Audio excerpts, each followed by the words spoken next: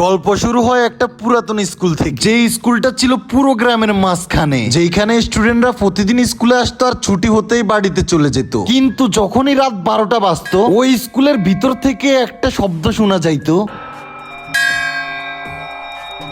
না কোনো দারোয়ান ছিল, না কোনো স্টুডেন্ট, না কোনো টিচার। তারপরে ওই ঘন্টা প্রতিদিন রাত ঠিক 12টার সময় বেজে উঠতো। ওই স্কুলে একটা পুরাতন লাইব্রেরি ছিল, যেটা অনেক বছর ধরে বন্ধ ছিল। মানুষ বলতো ওইখানে কিছু না কিছু আছে। ওই গ্রামে একটা ছেলে ছিল যার নাম ছিল আশিক, যার ছোটবেলা থেকে স্বপ্ন ছিল পুলিশ অফিসার হওয়ার, আর সেও ওই স্কুলে পড়ালেখা করতো। একদিন ক্লাস টিচার ক্লাসে হাজিরা ডাকতেছিল। সবারই হাজিরা ডাকা হলো, শুধু একজনের নাম নেওয়া হয়নি, যার রোল নাম্বার ছিল 39। আশিক তাড়াতাড়ি করে উঠে দাঁড়ায় এবং টিচারকে জিজ্ঞেস করে, আপনি সবার রোল নাম্বার বললেন, কিন্তু রোল নাম্বার 39 কেন বললেন না? এই কথা শুনে টিচার মাথা গরম করে বলে, পড়াশোনা করতে আসো নাকি ফাইজলামি করতে আসো? আশিক চুপ হয়ে যায় আর সে তার জায়গায় বসে যায়। কিছু সময় পর স্কুল ছুটি হয়ে যায়, সবাই সবার বাড়িতে চলে যায়, কিন্তু আশিকের মাথায় এখনো ওই কথাই ঘুরতেছে, রোল নাম্বার 39। টিচারকে রোল নাম্বার 39 বলাতে সে কেন এত খেপে গেছে। ওই রাতেই আশিক চুরি করে স্কুলে চলে আসে আর ডিরেক্ট ওই পুরনো বন্ধ লাইব্রেরির মধ্যে ঢুকে যায়।